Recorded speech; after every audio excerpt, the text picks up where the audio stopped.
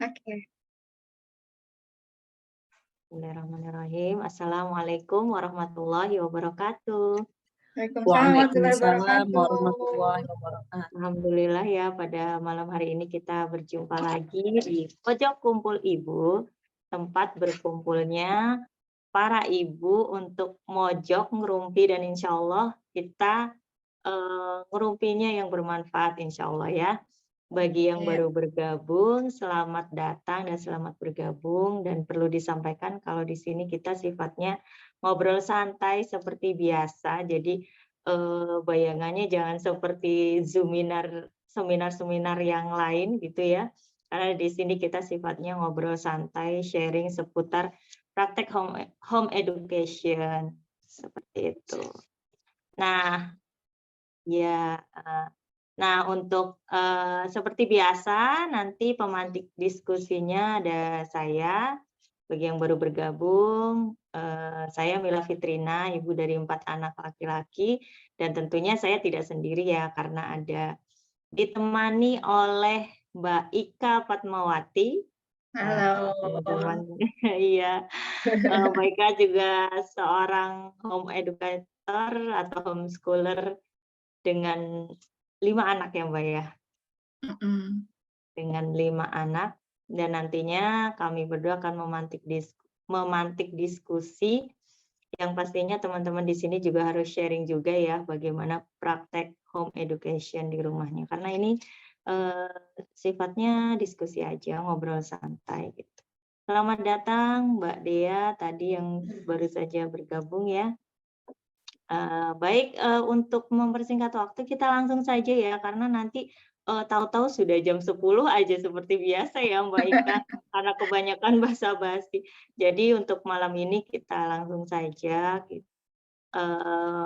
akan membahas tentang home education, praktek home education usia 7-10 tahun. Nanti akan dimulai dari saya yang kemudian dilanjutkan oleh Mbak Ika.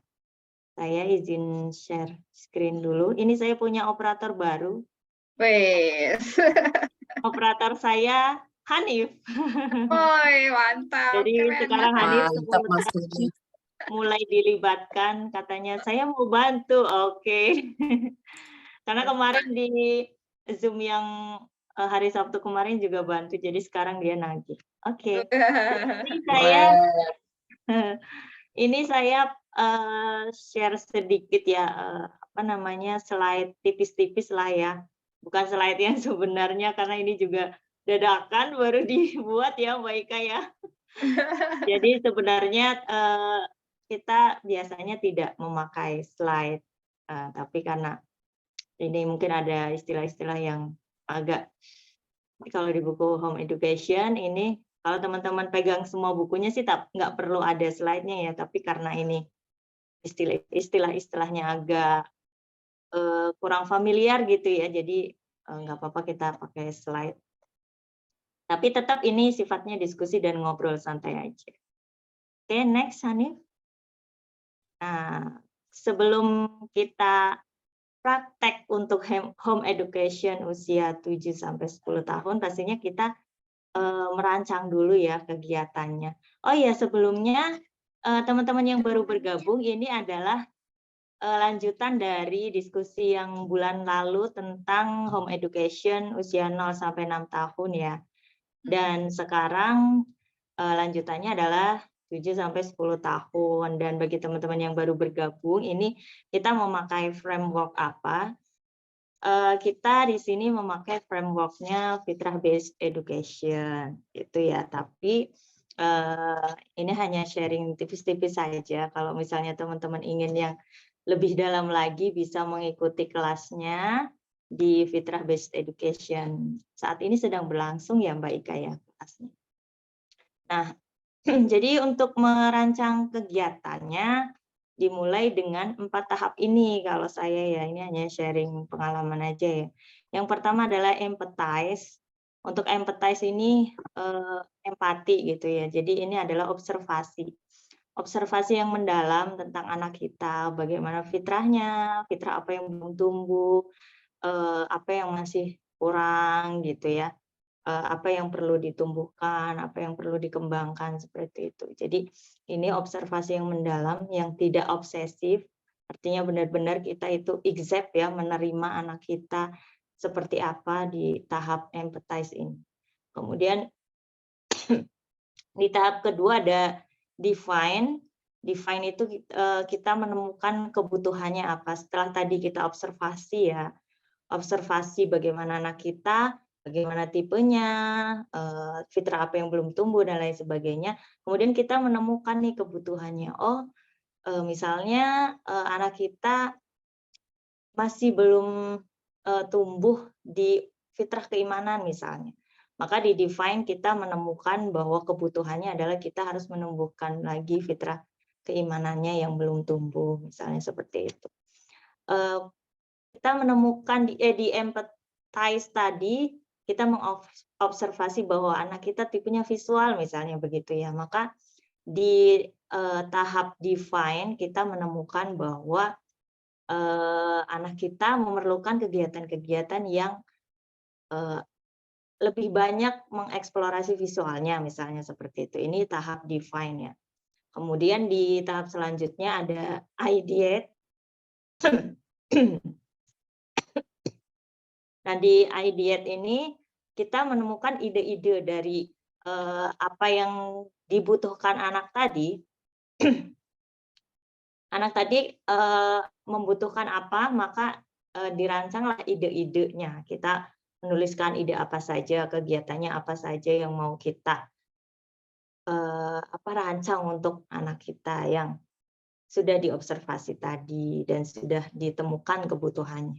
Nah, setelah ideate, maka selanjutnya adalah prototype. Ini tipe nih, prototype I-nya itu pakai Y ya harusnya, prototype. Nah, disinilah tahap eksekusi. Jadi dari tadi sudah observasi, kemudian sudah ditemukan kebutuhannya, sudah dirancang idenya, kemudian prototype ini adalah eksekusi untuk kegiatan yang dipilih tadi, yang ide-ide yang sudah dipilih tadi dieksekusi. Kemudian selanjutnya adalah dokumentasi ya. Sebenarnya ada dokumentasi, tapi itu opsional saja. Tapi biasanya kalau Ustadz Haris Santosa, Allahu yarham, itu menyarankan untuk selalu ada dokumentasi supaya ada rekam jejaknya seperti itu ya. Nah, jadi dari keempat tahap ini yang nantinya akan diteruskan next ya, Hanif ya. Jadi ini sifatnya adalah melingkar mekar. Nah, jadi berulang, empathize, kemudian define, ideate, kemudian prototype, nanti ada dokumentasinya. Kemudian hasil dari prototype dan tes tadi, sudah sampai tahap ini, apa yang masih kurang lagi, empathize lagi, kemudian define lagi, ideate lagi, kemudian prototype lagi. Seperti itu terus, jadi itu melingkar mekar, dimulai dari titik tumpu ini yang kecil. Coba tunjuk Mas Hanif yang kecil tengah ini, dari titik tumpu itu, empathize, kemudian nanti define, semakin melingkar. Jadi anak itu semakin bertumbuh dan berkembang ya, semakin besar gitu. Jadi bukan melingkar saja, tapi melingkar mekar.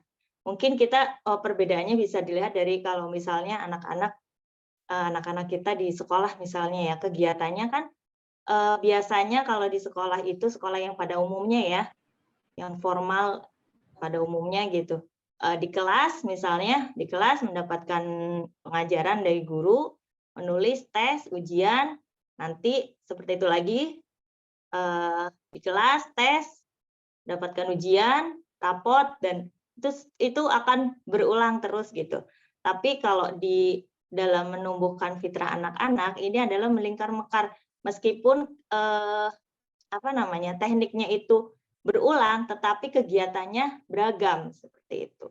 Jadi mungkin dari museum, terus kemudian nanti ke alam dan lain sebagainya, itu prosesnya sama, empathize, define, ideate, prototype, tapi itu kegiatannya beragam sehingga anak itu melingkar mekar, tidak seperti roda yang berputar diulang-ulang kegiatannya terus tanpa ada penambahan seperti itu ya.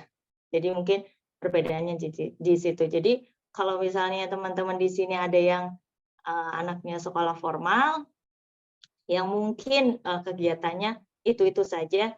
Nah, ini PR-nya untuk orang tua home education di rumah untuk merancang kegiatan sendiri, mempunyai kurikulum sendiri meskipun tidak apa ya, meskipun anak bersekolah gitu, tetap punya kurikulum sendiri untuk anak agar bisa melingkar mekar seperti ini. Karena kalau hanya mengandalkan dari sekolah saja, yang mungkin kebanyakan adalah akademis saja, itu hanya akan melingkar saja, dia akhirnya bundar muter-muter aja gitu. Ini yang diajarkan oleh almarhum ya Ustadz Hari Santosa untuk anak agar bisa melingkar mekar. Next ya nih. Nah, ini apa yang penting di usia 7 sampai 10 tahun? Nah, yang pertama adalah untuk usia 7 sampai 10 tahun ini adalah golden age, fitrah belajar dan nalar. Jadi di fitrah based education kita mengakui bahwa tidak ada golden age 0 sampai 5 tahun ya, karena kata Ustadz tidak ada di hadisnya yang golden age itu usia 0 sampai 5 tahun saja gitu. Jadi semua tahap usia adalah golden age tergantung dari fitrah apa gitu. Kalau untuk 0 sampai 6 tahun itu golden age benar, golden age untuk fitrah keimanan. Jadi masa keemasan untuk fitrah keimanan itu usia 0 sampai 6 tahun. Tapi untuk fitrah belajar dan nalar itu masa emasnya adalah di usia 7 sampai 10 tahun gitu. Untuk usia 11 sampai 15 tahun itu golden age untuk fitrah bakat, yaitu nanti akan dibahas di sesi yang selanjutnya ya. Jadi intinya untuk di usia 7 sampai 10 tahun ini adalah masa emas untuk fitrah belajar dan nalar. Jadi di usia ini kalau kita ingin anak kita tumbuh fitrah belajar dan nalarnya, maka harus benar-benar dijaga ya, jangan sampai anak mempunyai pengalaman yang buruk tentang belajar gitu. Karena saya juga dulu pernah punya pengalaman ya, anak yang punya pengalaman belajar yang buruk di sekolah waktu masih sekolah formal ya, kemudian keluar di usia di kelas 2 awal, semester awal itu minta keluar, benar-benar gak mau sekolah lagi, yang akhirnya memutuskan untuk homeschooling gitu. Itu benar-benar sampai sekarang pun masih menganggap wah belajar itu nggak enak dan lain sebagainya. Jadi di tahap 7 tahun inilah yang kita harus benar-benar wah belajar itu menyenangkan seperti itu. Supaya tidak sampai di besarnya nanti gitu. Nah, kemudian di usia 7 sampai 10 tahun yang penting lagi adalah dimulainya pendidikan adab. Termasuk perintah sholat itu di sini ya, di usia 7 sampai 10 tahun. Pendidikan adab, adab pada banyak ya. Ya mungkin ibu-ibu di sini juga sudah mengetahuinya ya. Kemudian untuk metodenya itu ada challenging idea dan great inspiration. Jadi ide-ide yang challenging nih, ya misalnya yang mendorong intellectual curiosity-nya. Jadi rasa ingin tahunya tuh dibangun, yang 5W1H itu ya, yang what, why, how gitu. Apalagi 5 ya, when, where gitu. Jadi ditumbuhkan gitu ya, di intellectual curiosity-nya itu dibangun gitu. Kemudian great inspiration itu mendorong noble attitude, sikap mulia, dan juga ada creative imagination, imajinasi kreatif ya. Kemudian ada creative thinking juga. Nah, ini untuk metode belajarnya di usia 7 sampai 10 tahun. Untuk relationship-nya, untuk children-nya as learner and explorer, untuk parents-nya guide atau coach atau fasilitator juga bisa. Jadi tidak melulu orang tua itu sebagai guru ya, tapi justru orang tua di sini hanya sebagai guide atau coach atau fasilitatornya saja gitu. Jadi lebih banyak diskusi gitu. Kalau yang saya terapkan untuk anak-anak biasanya kalau misalnya anak bertanya, malah saya balik nanya, menurut kamu gimana gitu, misalnya seperti itu. Maka di situ akan timbul justru rasa penasaran dan rasa ingin tahu anak sehingga bisa mencari bersama-sama gitu. Jadi kita sebagai orang tua itu bukan berarti yang serba tahu gitu. Selanjutnya tour de talent atau expedition, bisa juga visiting ya. Kayak kemarin itu Masya Allah luar biasa sekali itu Mbak Ika mengadakan edu trip ke beberapa tempat ya. Itu pas banget dengan apa namanya? Kegiatan yang memang dibutuhkan untuk usia 7-10 tahun ya Mbak Ika. Makanya untuk setiap edu trip itu saya mewajibkan untuk ikut gitu. Kecuali untuk yang bulan ini nanti enggak karena ada sesuatu hal ya Mbak Ika. Tapi Betul, berharapnya nanti bulan depannya lagi ikut lagi. Kemudian next ada untuk sessionnya ada project based learning yang terbaik di usia 7-10 tahun. Apa lagi? Ada performance based assessment juga bisa. Next ya, Anik. Berapa dong dia? 6.000. Nah, ini nanti bagian baik ya. Jadi bagian saya sudah ya. Jadi intinya seperti itu ya. Review tadi sedikit untuk kita sebelum memulai di home education, praktek home education usia 7-10 tahun tadi merancang dulu kegiatannya dengan empathize, kemudian define, kemudian ideate, kemudian prototype yang nanti itu akan diulang-ulang terus dengan kegiatan yang berbeda, tapi prosesnya sama seperti itu terus. Mana lagi yang kurang, yang perlu ditambah apa lagi, dan selanjutnya apa lagi seperti itu. Jadi sehingga anak itu akan melingkar mekar, fitrahnya akan tumbuh semua gitu. Sedikit sharing juga ya nanti sebelum sesinya Mbak Ika. Jadi untuk yang empathize ini awalnya ketika anak saya masih sekolah formal itu kelas 1 itu berapa tahun yang lalu berarti ya nih Hanif kelas 1. Nah itu saya bertanya-tanya kan kenapa dia nggak mau sekolah gitu. Nah di situ ada proses namanya empathize. Saya observasi dulu kenapa anak ini tidak mau sekolah. Kemudian iya, kemudian apa namanya fitrah belajarnya ternyata belum tumbuh ya. Kemudian fitrah keimanannya juga, apalagi dibentrok di masa pandemi, di mana anak-anak itu suka apa ya malas untuk bangun subuh seperti itu. Maka di situ ada proses define tadi menemukan kebutuhannya. Oh, berarti dibutuhkan suatu kegiatan yang membuat anak itu belajar dan bernalarnya itu tumbuh gitu. Ada rasa pengen belajar, ada rasa senang sholat subuh gitu untuk fitrah keimanannya gitu.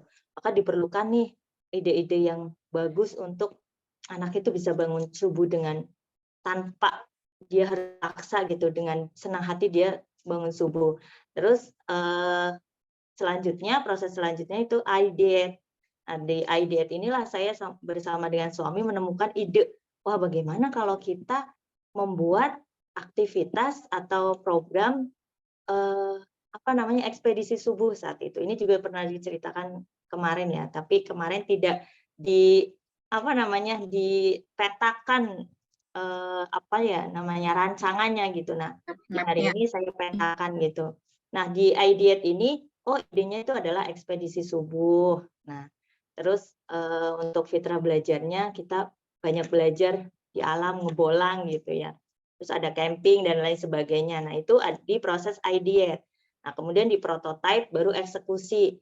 Pasti ada ide-ide tadi yang dilaksanakan, ada juga yang tidak seperti itu. Nah, nanti setelah prototipe itu dijalankan, sudah konsisten, maka perlu apa lagi nih? Maka empathize lagi. Ternyata setelah ekspedisi subuh, itu ternyata anak-anak memang semangat bangun subuh, sholat subuhnya juga semangat, karena ekspedisi kan itu berarti menjelajah masjid-masjid di sekitar Cibinong gitu. Nah, ternyata setelah sholat subuh, pada tidur lagi gitu kan. Sedangkan Rasulullah mengajarkan untuk tidak tidur lagi setelah sholat subuh. Maka kita empathize lagi nih. Kemudian define lagi. Maka perlu apa lagi nih untuk kita menemukan kebutuhannya, ada program lagi atau ada kegiatan lagi setelah sholat subuh agar anak itu tidak tidur lagi di sholat subuh, maka itu define lagi. Kemudian ideate lagi, idenya lagi apa? Oh, ternyata idenya kita membuat kuliah subuh. Terus prototype lagi. Seperti itu. Nanti ada lagi, empathize lagi, define lagi, seperti itu. Terus sampai benar-benar anak itu fitrahnya tumbuh dengan paripurna, melingkar mekar, seperti itu. Itu contoh dari rancangan tadi ya. Sebelum sebelum yang praktek home education-nya tadi. Jadi seperti itu, melingkar mekar, yang jadinya nanti anak itu tidak monoton, itu saja, tidak hanya melingkar tapi melingkar mekar. Gitu. Itu saja ya mungkin contoh dari saya, sharing dari saya. Mungkin dari teman-teman yang lain akan lebih banyak lagi di sebelumnya. Tadi, nah yaitu. Nah ini selanjutnya saya serahkan ke Mbak Ika untuk sharing menumbuhkan fitrah anak usia 7-10 tahun. Ini detailnya ya untuk fitrah-fitrahnya. Silakan Mbak Ika. Oke, terima kasih Mbak Mila. Wah, sebenarnya kalau ini nih secara konseptual ya, Iya, betul. yang slide ini. Tapi kalau yang prakteknya sebenarnya sharing session praktek tadi udah lengkap banget tuh sama Mbak Mila ya. Masih kurang Mbak. Kalau Mbak Ika kan mungkin ininya, beda lagi. Peta berpikirnya minimal kita udah punya gambaran, dan saya yakin sih teman-teman yang hadir nih udah punya pengalaman juga. Betul tidak? Ini rata-rata semua sudah punya anak usia sekolah kan, di usia 7-10? Sepertinya sudah ya. Sudah. Sudah kan? Dan saya yakin sudah kaya dengan pengalaman. Betul. Kalau ini slide ini hanya menegaskan benang merah aja sih sebenarnya. Jadi saya singkat-singkat aja ya. Kalau kita, banyak stresnya juga Mbak. Banyak tantangannya ya. Ini secara konseptual ya, untuk menumbuhkan fitrah anak. Kalau kita pakai framework-nya FBE kan fitrah itu ada 8 aspek fitrah ya. Nah, yang pertama ini adalah fitrah keimanan. Sebenarnya di usia 7-10 itu adalah lanjutan dari usia 0-6. Yang kemarin kalau di usia 0-6 kita sifatnya adalah seperti menanam benih ya. Nah, di usia 7-10 ini kita sudah mulai mentreat benih ini, bagaimana supaya sekitar-sekitarnya itu dia bisa tumbuh dengan baik gitu. Nah, kalau di dalam istilah FBE usia 7-10 ini disebutnya usia latih. Jadi usia di mana anak dilatih ya, mulai dilatih. Apa yang paling pertama? Tentu saja sholat. Jadi di usia ini sudah dilatih untuk sholat. Nah, kalau di usia di bawahnya itu kan sifatnya sukarela ya. Anak melihat contoh terwarnai oleh atmosfer yang ada di rumah. Nah, di usia 7 ini dia sudah mulai dilatih. Namanya juga latihan. Jadi kalau latihan itu nggak langsung jadi, butuh proses. Makanya Allah sendiri kasih batas waktu sampai umur 10. Artinya nggak begitu kita kasih tahu langsung jeng-jreng gitu ya berubah. Jadi ada waktu. Berapa tahun dari 7 ke 10? Halo? 3 ya. Yang lain Oh, mana? Oh, boleh loh, 3 sampai 4 menanggapi ya, tahun.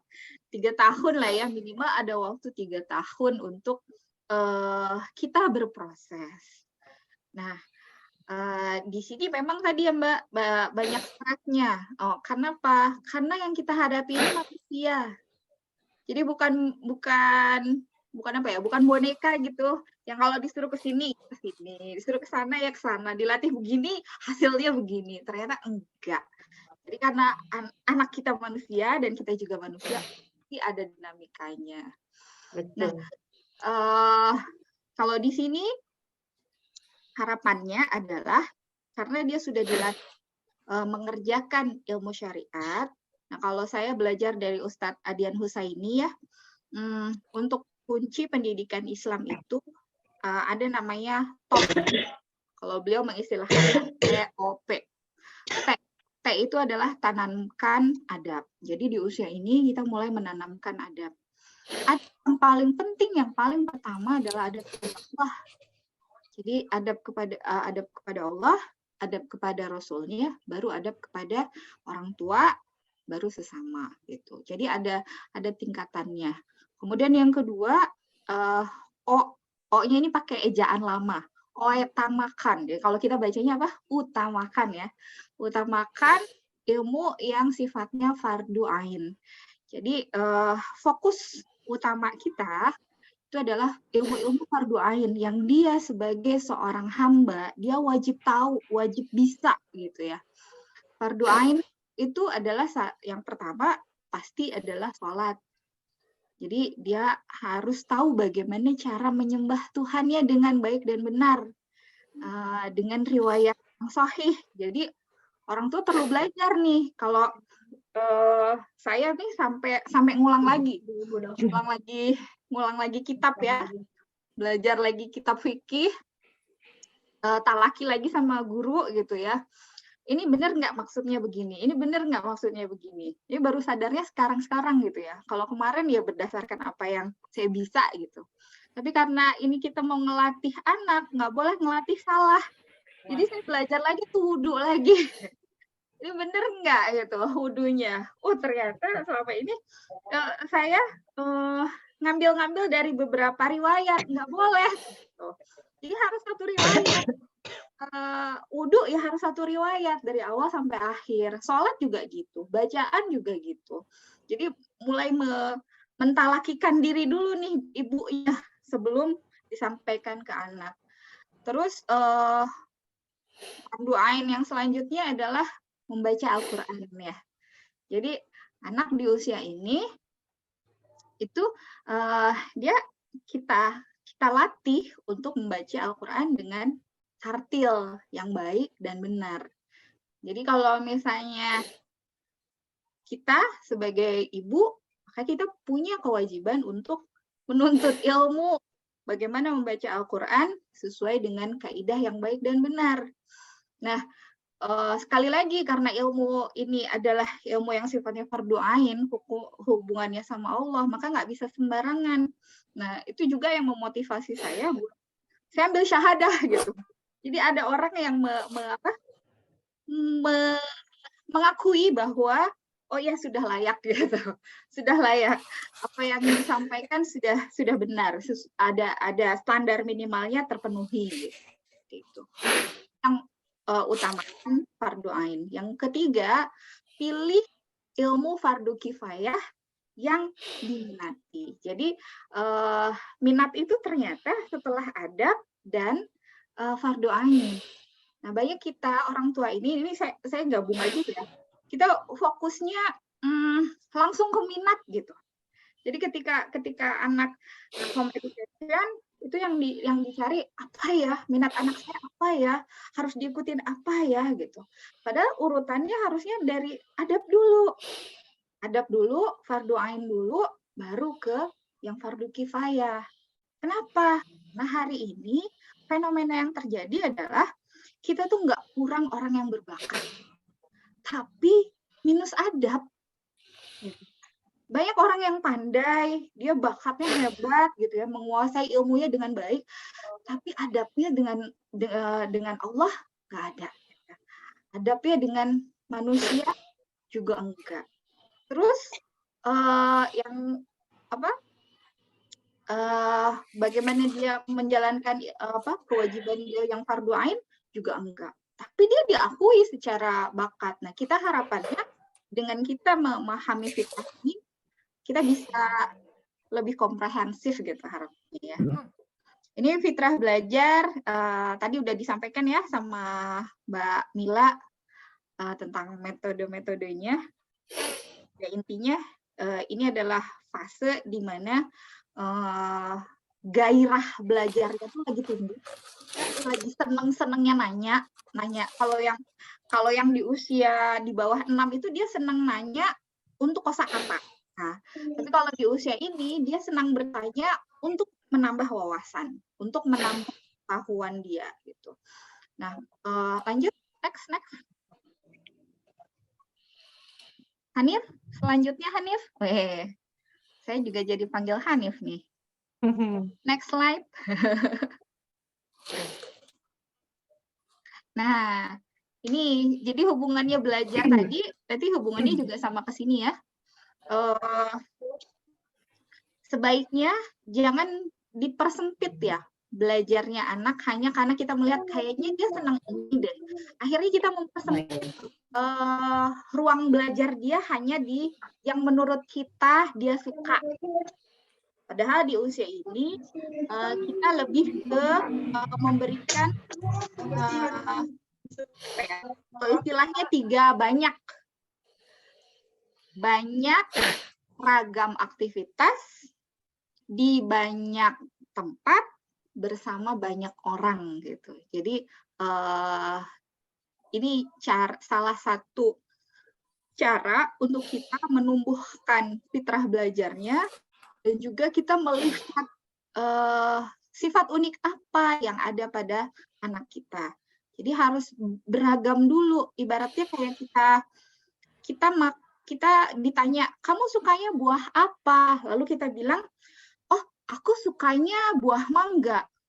Padahal kita baru nyobain buah mangga, jeruk, sama apel. Tapi kita udah bilang, buah mangga. Ketika dikenalin kiwi, ternyata kiwi enak juga ya. Terus ketemu lagi sama melon, enak juga, aku juga suka, misalnya gitu. Nah, ketika makin beragam dikenalin, dia akhirnya jadi tahu, kayaknya di antara semua ini emang enak sih, tapi aku pilih yang ini gitu ya. Harapan kita anak menemukan dirinya sendiri. Jadi bukan kita orang tua yang langsung gitu frame.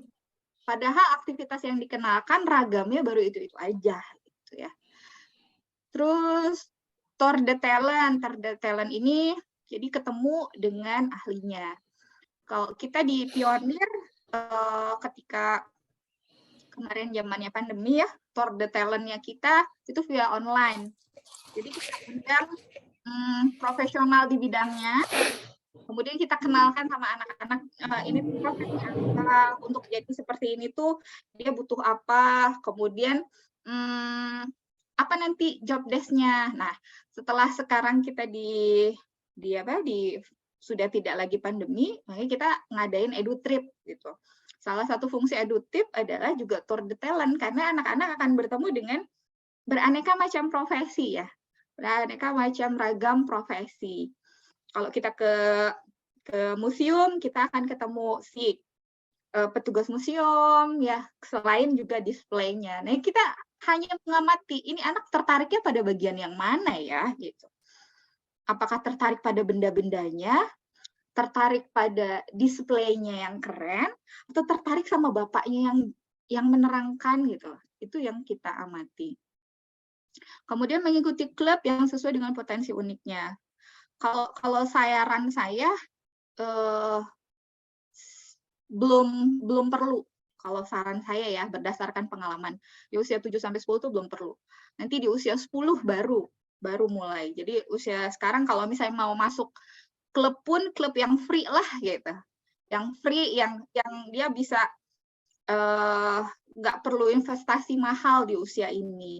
Karena mereka juga lagi mencari, kita juga sifatnya pengenalan. Kemudian ini fitrah seksualitas, anak laki-laki didekatkan dengan ayah, anak perempuan didekatkan dengan ibu.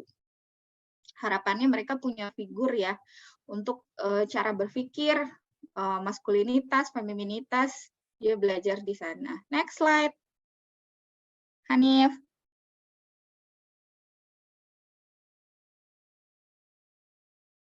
Oke. Nah, ini lanjutan dari yang usia sebelumnya. Jadi kalau usia sebelumnya, fitrah estetika dan bahasa itu kayak kosakata. Anak kayak kosakata, kayak makna. Nah, kalau di sini kita mulai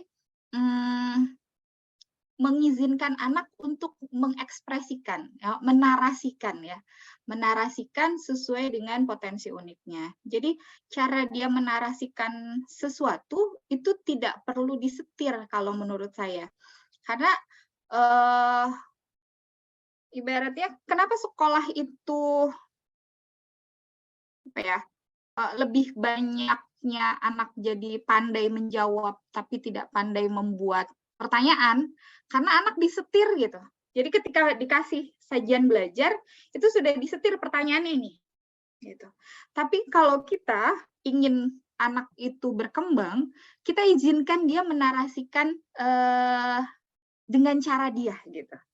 Iya betul, hafalan ya, hanya sekedar hafalan. Nah, kalau di sini kita ingin dia menarasikan apa yang sudah dia pelajari dengan caranya sendiri.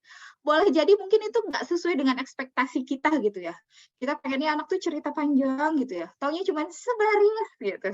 Nggak apa-apa juga, karena kan mereka berproses ya. Nanti kita bisa ngelihat, oh ini ternyata dia kalau ekspresi kata dia nggak suka gitu. Kenapa? Oh capek nulisnya. Boleh jadi seperti itu. Nah berarti dia butuh. Siron banget. Siron banget. Dia butuh apa? Oh ternyata kenapa bisa capek? Mungkin otot-otot motorik kasarnya kurang banyak stimulasi gitu. Nah itu Itu dilatihkan. Kemudian anak sebaiknya menyukai bacaan bersastra baik untuk melatih jiwanya. Ini juga PR saya nggak punya buku sastra di rumah. Nggak punya buku sastra. Saya ingat dulu ya, kalau zamannya kita dulu, sejaman nggak ya saya sama ibu-ibu?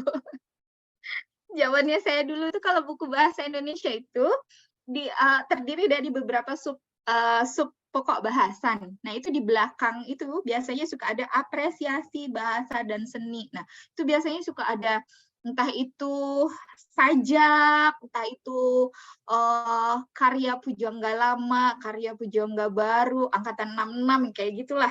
Ternyata itu apa ya? Itu juga membangun estetika, keindahan dan bahasa dari anak-anak gitu. Saya yang dulu waktu zaman sekolah itu nggak suka pelajaran ngarang ya, tapi karena terpapar terus gitu, walaupun nggak suka, kalau masih disuruh ngarang apa sih bingung gitu. Ternyata dengan bacaan itu semakin lama kita semakin punya wawasan gitu, mau nulis apa itu mengumpulkan apa-apa yang sudah pernah dibaca gitu.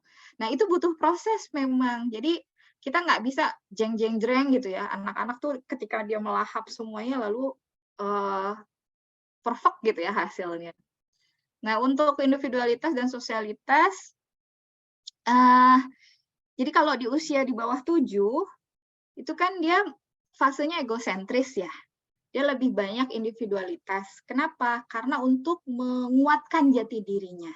Nah, di usia 7 tahun, itu mulai sedikit demi sedikit, dia dilatih untuk bersosialisasi. Kenapa? Supaya dia tumbuh rasa empati, bagaimana dia hidup, belajar bersama dengan orang lain, gitu. Supaya apa? Supaya dia nanti bisa menimbang dan memilih gitu. Aku kayak gini, temenku kayak gitu. Aku mau ngikutin yang mana, misalnya seperti itu. Jadi, tapi tadi harus kuat di fase yang sebelumnya, individualitasnya diakui. Kemarin saya baru ada nonton ini video TikTok ya, tapi bahasa Inggris sih. Itu nursery rhymes, jadi kayak lagu yang akhirannya sama gitu ya. Saya tentang aku itu adalah yang kalau di situ bagaimana dia menghargai diri sendiri gitu. Jadi ketika lihat di kaca, dia di mananya dia harus begini semua. halo? Kayaknya bagus nih, tapi aku rasanya nggak kuat langsung maju mundur. Oke. Kirain Sudah ada. saya mute. Oke. Iya, terus nah, ini kan nanti belajar tuh mereka ketemu sama temen ya. Dan belajar berkonflik. Kalau di usia di bawah itu ketika berkonflik mereka ke ibunya gitu kan. Nah, kalau di sini itu ketika berkonflik sebelum ngadu sama ibu, ternyata mereka mulai belajar nih di usia ini secara fitrah, secara alamiah mereka mulai belajar menghadapi dulu. Ketika mereka nggak bisa ngadapin, baru mereka ngadu gitu biasanya. Nah, ini peran kita juga penting ya untuk mana yang kita memang perlu turut campur, mana yang enggak. Kenapa? Karena kita harapan ke depannya anak-anak ini kan bisa mandiri, mengambil keputusan untuk dirinya sendiri. Jadi nggak semua harus dibantu oleh orang tua. Gitu. Nah, kalau yang jasmani, nah ini sama ya, sama sebelumnya, konsep pola gerak, pola bersih, pola makan, bergerak. Jadi ini lebih ke mereka mulai, kalau kata di FBE itu mulai dikenalkan mana olahraga yang paling mereka suka. Ya, nah itu mereka diajak untuk melakukan aktivitas olahraga itu. Kalau yang pola kebersihan, pola makan, terutama untuk yang nanti menjelang usia 10 itu kan persiapan mereka menuju balik ya. Persiapan mereka menuju balik itu nutrisi salah satunya. Jadi perhatikan juga bagaimana nutrisi di usia ini. Banyak anak yang memang kayak anak saya ya, ada yang susah makan gitu ya. Jadi pola makannya itu PR banget gitu. Bagaimana kita mensiasati supaya dia makan gitu.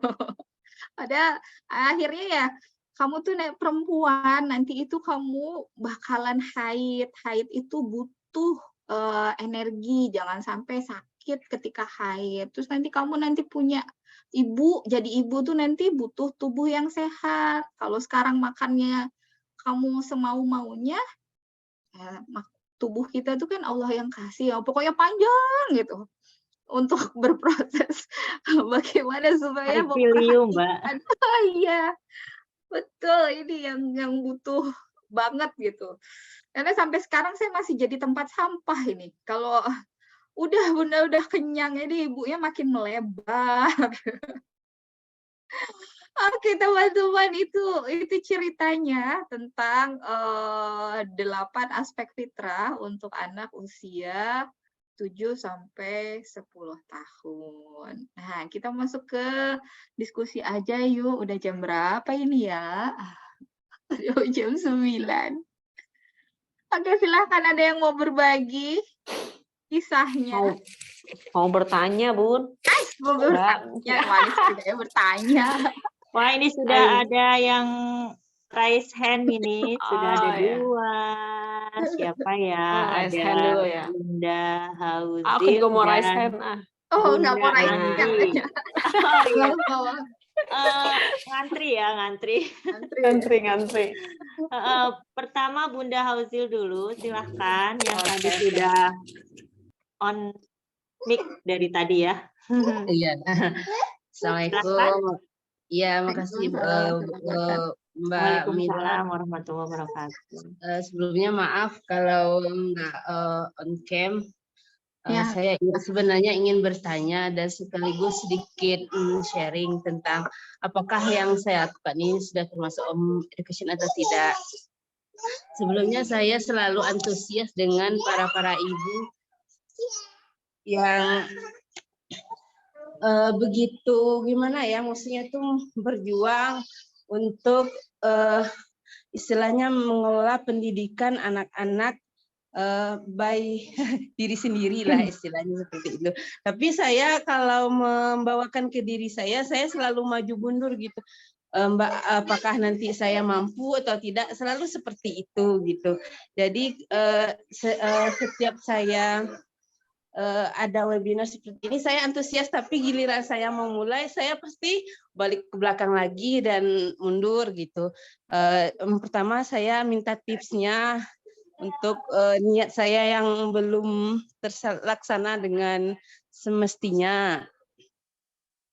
Yang kedua gitu Mbak, saya ingin bertanya, dari itu kan ada 8 aspek itu, kita kan masing-masing melakukan yang seperti empathize, define itu, apakah untuk masing-masing fitrah atau secara keseluruhan gitu? Baik, itu saja, Bu. Ya, satu lagi Mbak, sebenarnya ini sharing sedikit tentang pengalaman saya. Saat ini saya sudah mengambil keputusan untuk mengambil alih bagian pendidikan agama itu kami yang lakukan sebagai orang tua yang biasanya di madrasah atau di tempat lain. Nah, dari sini saya belajar ternyata tidak sesulit yang kita pikirkan untuk memulai hal-hal yang seperti kegiatan homeschooling, kalau itu bukan bisa dikatakan home education gitu Mbak. Dan dari sana saya belajar ternyata untuk membuat kurikulum mau apa belajar basic itu sangat mudah. Saya tinggal melihat anak saya kurangnya di mana, lalu itu saja yang saya ulang sampai lancar. Itu sedikit sharing dari saya. Terima kasih. Assalamualaikum warahmatullahi wabarakatuh. Waalaikumsalam warahmatullahi wabarakatuh. Terima kasih, Bunda Hauzil. Nah, Mbak Ika gimana? Mau Mbak Ika yang jawab dulu atau saya? Boleh Mbak Mila dulu, nggak apa-apa. Aku tinggal nambahin. Kalau udah cukup. Tapi nanti kalau ada yang pertanyaan bagian Mbak Ika juga ya. Oh, iya. Baik, yang pertama tadi gimana ya cara memulainya, intinya seperti itu ya. Tipsnya, kalau dari pengalaman saya sih temukan di kuenya dulu alasan yang kuat kenapa mau memulai untuk home education seperti itu. Dan sepertinya tadi di poin ketiga kan sudah mau mulai ya. Jadi pertanyaan pertama itu sebenarnya sudah terjawab di yang poin pertanyaan ketiga ya sebenarnya. Tapi tidak apa-apa. Jadi untuk pertama tipsnya sih menurut saya temukan dulu alasan kuatnya kenapa ingin memulai home education ya. Kalau sudah menemukan alasan kuatnya, maka insya Allah kalau misalnya di tengah jalan itu sudah mulai goyah gitu, kembali lagi ke alasan kuat tadi kenapa memulai seperti itu. Nah, kemudian katanya untuk home education ini Allah tidak memampukan, gimana ya Mbak Ika ya? Allah tidak Allah memanggil tidak yang memanggil mampu. orang-orang yang Nah, mampu. ya, Tapi betul. Allah tidak orang-orang yang memanggil orang-orang yang mampu, tapi memampukan orang-orang yang terpanggil. Jadi kalau misalnya Bunda ini sudah mulai ada rasa-rasa kok saya pengen mulai untuk home education ya, seperti itu berarti sebuah tanda bahwa Bunda itu sudah terpanggil loh, Masya Allah. Itu suatu karunia dan yang harus disyukuri ya, di mana sebenarnya banyak orang tua yang mampu tapi mereka tidak terpanggil gitu. Jadi lebih baik sudah terpanggil dulu dan mampu kemudian gitu. Insya Allah kalau sudah terpanggil maka Allah mampukan, seperti itu. Teorinya sih seperti itu ya. Jadi kalau sekarang Bunda itu sudah terpanggil berarti insya Allah Allah akan mampukan, seperti itu. Kemudian yang kedua tadi apa tadi ya? Kok saya lupa. ini ya. Untuk Empathize itu fitrah ya. apakah Oh ya. fitrah atau barengan semua? Jadi untuk empathize ini justru kita memetakan kita kan observasi, misalnya fitrah apa yang belum tumbuh dan fitrah apa yang akan kita tumbuhkan lagi gitu. Fitrah apa yang kurang, fitrah apa yang belum tumbuh, fitrah apa yang sudah cukup, misalnya seperti itu. Nah, itu di di empathize tadi. Misalnya fitrah keimanannya masih kurang gitu. Fitrah belajarnya belum tumbuh. Fitrah bakatnya sudah mulai terlihat misalnya gitu. Kalau di workshopnya FBA itu ada skor-skornya ya Mbak Ika. Dulu kita di Fitrah World Movement itu ada peta fitrahnya. Jadi sudah sampai di level berapa. Misalnya fitrah keimanan kita sudah level apa. Terus indikatornya juga ada. Indikator bahwa fitrah keimanannya kita level berapa-berapa itu ada. Kalau misalnya anak itu sudah tidak disuruh-suruh sholatnya, misalnya seperti itu. Terus adab kepada orang tua sudah baik, misalnya seperti itu. Nah itu maka levelnya berapa. Tapi jika belum levelnya berapa itu sebenarnya ada. Nanti kalau misalnya Bunda itu pengen tahu lebih jelasnya, ya harus ikut kelasnya ya. Karena di sini kita juga tidak bisa memberikan file yang kita dapat dari workshop karena itu kan sudah ada legalisasinya dari fitrah based education. Kalau di sini kan kita hanya sharing yang tipis-tipis saja gitu. Jadi intinya untuk yang empathize itu justru observasinya untuk semua fitrah seperti itu. Untuk semua fitrah yang mana yang belum tumbuh, yang mana yang di level berapa seperti itu. Nah, jadi untuk pertanyaan tadi jawabannya adalah untuk semua fitrah ya Bun ya. Jadi untuk semua fitrah dikumpulkan.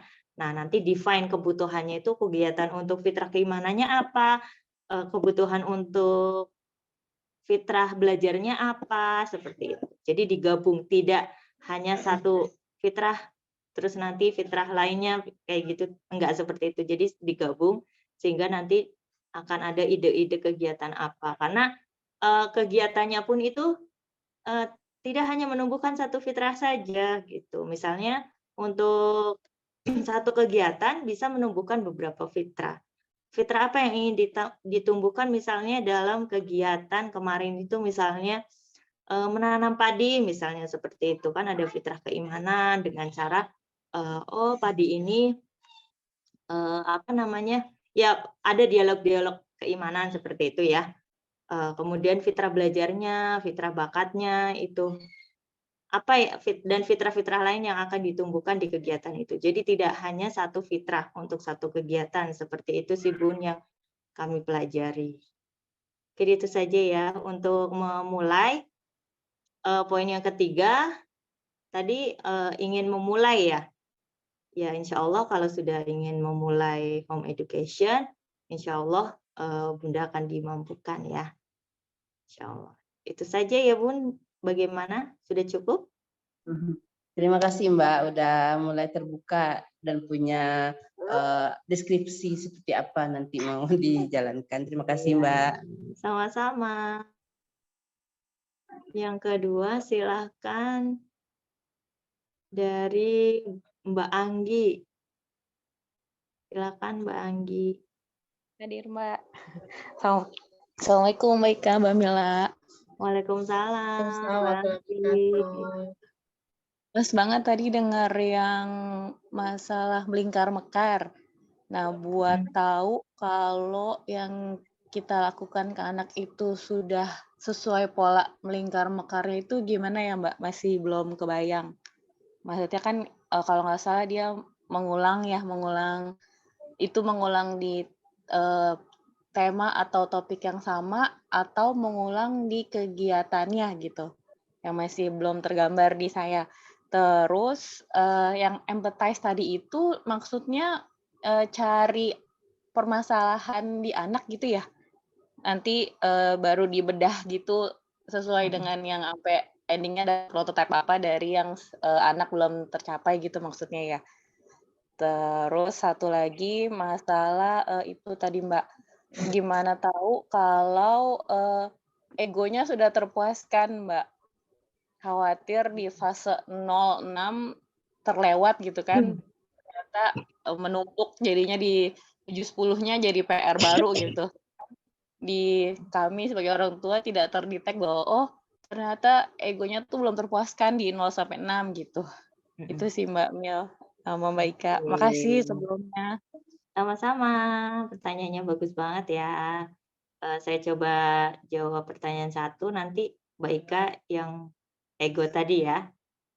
Oke, karena tadi tentang melingkar mekarnya, ini yang dimaksud yang sama itu adalah tekniknya gitu. Untuk kegiatannya justru harus beragam. Nah, yang tadi saya contohkan yang sama itu adalah yang di sekolah formal. Kalau sekolah formal kan memang kegiatannya sama ya, misalnya dia sekolah, kemudian mendapatkan pelajaran, kemudian tes, dapat rapot, nanti dapat pelajaran. Seperti itu diulang-ulang terus, itu jatuhnya dia hanya melingkar tapi tidak mekar. Tapi yang saya maksud melingkar mekar di sini adalah kegiatannya beragam, tapi prosesnya sama, tekniknya gitu ya. Jadi empathize yang tadi saya contohkan itu, ketika empathize misalnya anak ternyata belum bisa bangun subuh sendiri gitu. Nah itu kan ada proses define, saya menemukan kebutuhan bahwa anak ini harus diberi kegiatan yang bisa bangun sendiri tanpa tanpa paksaan misalnya begitu, atau nih anak bisa bangun dengan senang hati seperti itu. Nah di proses ideate maka dirancanglah ide yang ekspedisi subuh itu tadi, kemudian prototipe, eksekusinya. Itu kan berarti sudah satu program ya, satu kegiatan gitu yang alhamdulillahnya sudah konsisten. Nah saya empathize lagi. Kalau sudah konsisten, apalagi nih yang kurang gitu. Oh ternyata setelah sholat subuh itu ternyata kok tidur lagi. Nah ini kan saya empathize lagi nih. Oh masalahnya di sini nih yang kurang nih gitu. Nah define lagi. Oh saya menemukan bahwa ini anak setelah sholat subuh kok jadi tidur lagi sehingga bangunnya itu malas dan akhirnya jadi malas belajar gitu kan.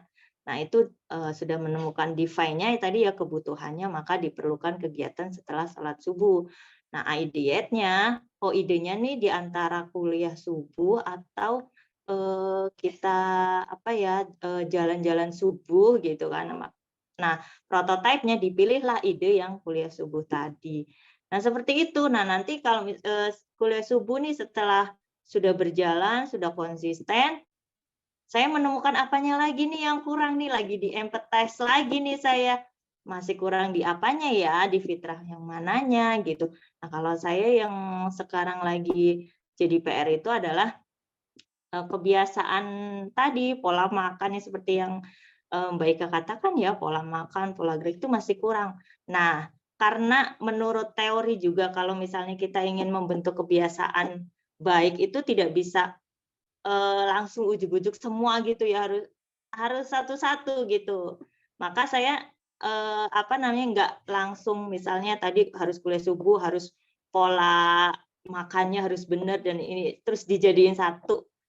Terus anak harus melakukan itu semua gitu. Itu nanti akan lebih sulit. Nah, kalau misalnya satu-satu kayak tadi setelah sudah konsisten, empathize lagi apa yang kurang. Nah, tadi kan ekspedisi subuhnya sudah, terus kuliah subuhnya sudah. Nah ini nanti mau mulai empathize lagi, ternyata pola makannya masih belum beres gitu. Nah buatlah nanti saya mau ideate-nya nanti saya pengen buat ide untuk gimana ya supaya anak itu pola makannya itu benar gitu ya. Nanti prototipe lagi. Nanti kalau itu sudah konsisten, mana lagi seperti itu. Nah, itulah maksudnya melingkar mekar itu tadi. Jadi memang tekniknya sama, empathize, define, terus ideate, prototype, tapi kegiatannya beragam, kegiatannya berbeda seperti itu. Lalu pertanyaan kedua tadi, bagaimana ya? Kok saya lupa? Panjang banget nih. Apa ya Mbak Anggi tadi ya? Halo, halo. Ya Mbak, saya juga tadi lupa. Mungkin Tadi tentang habis- Saya ego, lupa. Mbak. Apa? Tentang ego yang tadi. Oh, ego itu yang ketiga. Yang Ego kedua yang apa tadi? Lupa Mbak. Apaan? Tentang ego itu ketiga ya Mbak Anggi ya. Kalau yang itu kedua ketiga. apa satu lagi itu? Oh itu Tadi Mbak, tuh. empathy itu mencari masalah ya, masalah di anak apa yang belum tercapai gitu Oh kalau nggak iya ya. Jadi kalau empathize itu kan memang observasi yang mendalam ya. Bisa dibilang juga ini anak yang masih kurang apanya gitu. Jadi bukan mencari masalah juga. Jadi apa yang masih kurang gitu untuk fitrah-fitrahnya. Kemudian observasi juga untuk fitrah belajarnya kan kita perlu kita membutuhkan tipe belajarnya dia apa sih gitu. Apakah dia tipe visual, apakah dia tipe audio gitu. Itu juga kita perlu tahu untuk merancang kegiatan yang untuk menumbuhkan fitrah belajarnya. Tapi kalau untuk fitrah keimanannya tadi, fitrah apa yang masih belum tumbuh gitu ya. Maksudnya apa nih kegiatan apa yang dia masih kurang, apakah sholatnya, ataukah ngajinya, seperti itu. Jadi untuk empathize ini memang observasi. Empati ya, kita berempati kepada anak, dia perlu apa, dia masih kurang apa, seperti itu. Atau mungkin teman-teman ada yang mau jawab lagi boleh. Untuk yang ego, nanti Mbak Ika yang jawab ya. Halo Mbak Ika, gimana nih Mbak Ika? Halo. Atau Mbak Ika mau jawab yang empathize juga boleh. Silakan atau langsung mau jawab yang ego. Dikit mungkin ya. Kalau yang empathize itu juga bisa kita merujuknya kepada kebutuhan. Jadi usia ini dia perlunya apa ya? Di usia ini tuh dia perlu menguasai apa. Jadi tidak melulu harus sesuatu yang dia belum dia yang kurang gitu. Boleh jadi kalau prosesnya kayak tadi Mbak Mila prosesnya sudah bagus gitu kan. Anak-anak sudah bisa ibaratnya yang harus dia sudah terselesaikan gitu yang kurang-kurangnya. Nah, kita bisa juga mulai dari apa yang dibutuhkan oleh anak usia ini tuh dia harus menguasai apa. Kayak misalnya tadi kalau pakai yang teorinya Ustadz Adian Hilsa ini adab misalnya.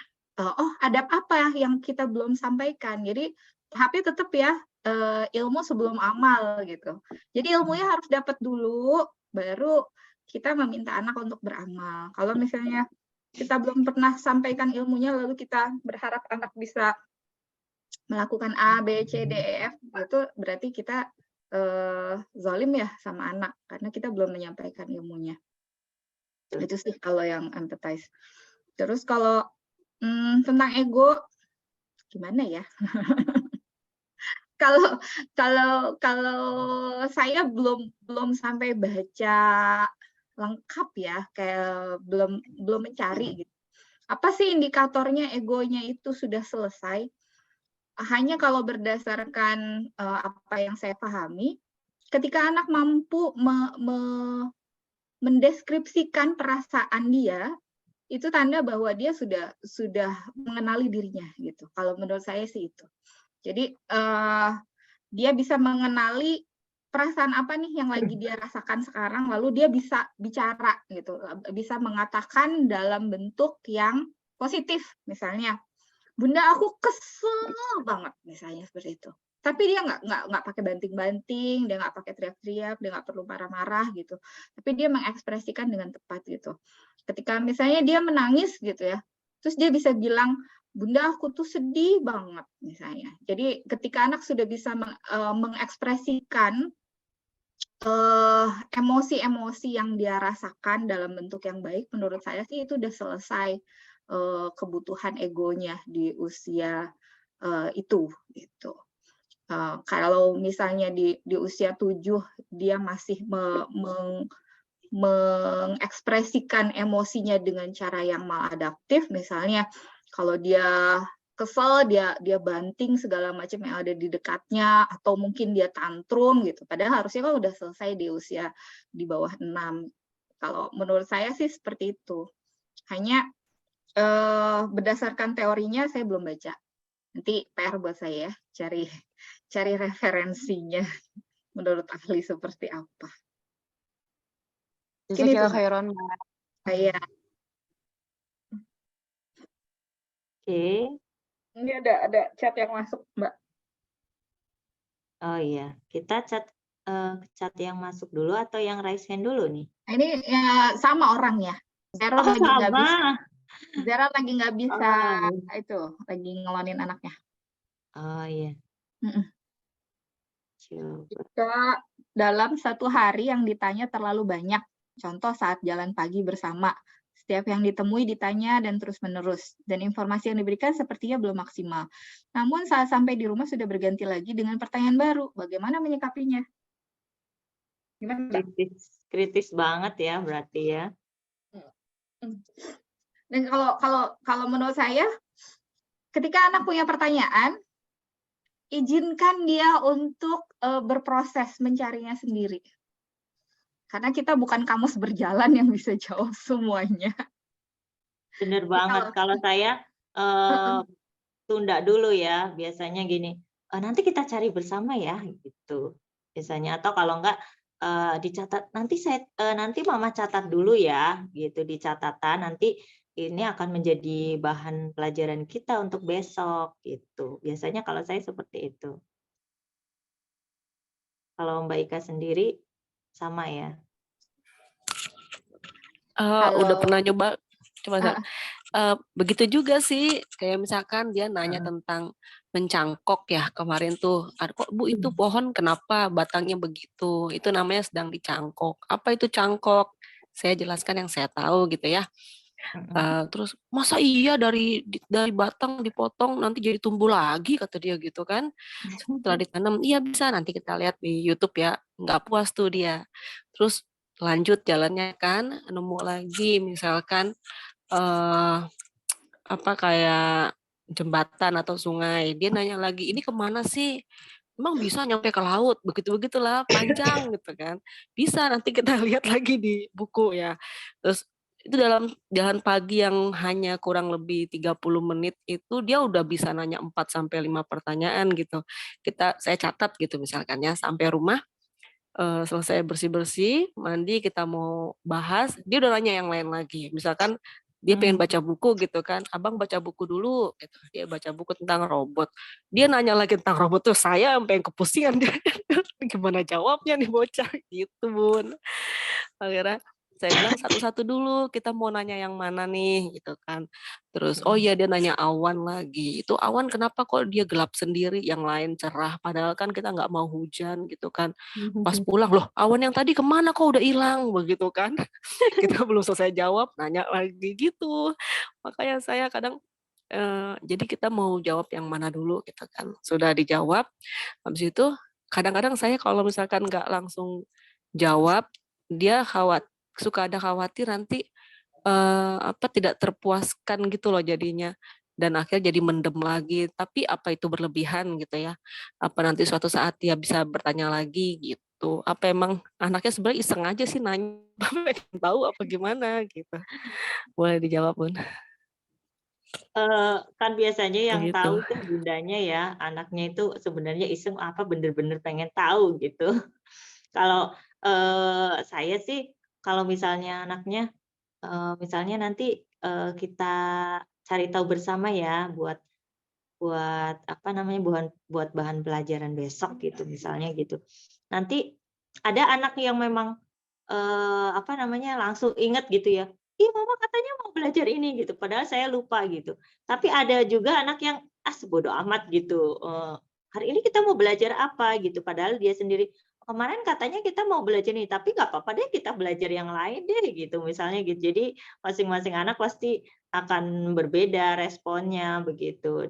Kalau misalnya apa namanya dia memang banyak pertanyaan seperti itu, memang apa bundanya ya harus siap-siap ini ya, siap-siap mencatat, siap-siap banyak referensi gitu ya, banyak buku-buku, mungkin buku-buku ensiklopedia dan lain-lain gitu. Tapi kalau di dalam teori yang saya pernah baca gitu ya, ketika anak banyak pertanyaan gitu, seperti yang tadi Mbak Ika bilang juga, kita apa namanya, latih anak untuk menemukan jawabannya sendiri, seperti itu. Misal, bisa melihat YouTube atau membaca buku ensiklopedia gitu, atau kalau misalnya kalau saya itu pernah anak nanya begini, "Kupu-kupu kok begini? Kupu-kupu itu nggak punya tulang ya?"